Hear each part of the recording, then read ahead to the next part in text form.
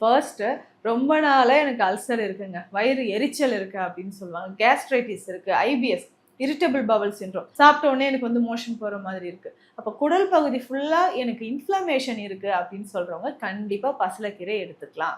அதுக்கப்புறம் பார்த்தோம்னா calcium deficiency இருக்கிறவங்க, ஸோ எனக்கு வந்து மூட்டு எலும்பு தேய்மானம் இருக்குது, ஆர்த்ரைட்டிஸ் இருக்குதுன்னு சொல்லுவாங்க, அதுலேயும் முக்கியமாக ரொமட்டாய்டு ஆர்த்ரைட்டிஸ் சொல்லுவாங்க. ஸோ இந்த கிளைமேட்டில் நிறைய பேருக்கு ரொமட்டாய்டு ஆர்த்ரைட்டிஸ் ப்ராப்ளம் இருக்கும்.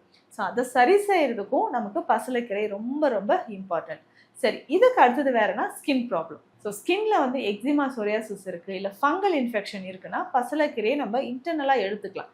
இல்லைன்னா இந்த பசலைக்கீரையோட அம்மான் பச்சரிசின்னு இன்னொரு கீரை இருக்கும். ஸோ இதுவுமே அம்மான் பச்சரிசிலாம் வேலியோரங்களில் சாலையோரங்களில் நிறையவே இருக்கும். ஸோ ஸ்கின் ப்ராப்ளம் அப்படின்னாவே இன்றைக்குமே கிராமப்புறங்களில் அந்த அம்மான் பச்சரிசி யூஸ் பண்ணுவாங்க. ஸோ இந்த அம்மான் பச்சரிசியும் இந்த பசலைக்கீரையும் நல்லா அரைச்சி ஸ்கின்ல நமக்கு எங்கெல்லாம் பாதிக்கப்பட்டிருக்கோ ஸோ அந்தந்த இடங்கள்ல இதை அப்ளை பண்ணிக்கிட்டே வரணும். ஸோ ஒரு 1 ஹவருக்கு அப்புறம் இதை வாஷ் பண்ணிடணும். ஸோ இந்த மாதிரி ரெகுலராக ஒரு 10 days 15 days ஃபாலோ பண்ணும்போதே ஸ்கின்ல இருக்கக்கூடிய அந்த இச்சிங்காக இருக்கட்டும், இல்லை எக்ஸிமா, ஸோ நிறைய பேருக்கு அந்த எக்ஸிமா வந்துச்சுனாவே ஸ்கின்ல ரொம்ப ரேஷஸ் இருக்கும், டாட்டாக இருக்கும், இல்லை ஹைப்பர் பிக்மெண்டேஷன் இருக்கும். ஸோ அதுக்கு எல்லாத்துக்குமே இந்த 2 மூலிகையும் நம்ம யூஸ் பண்ணிக்கலாம்.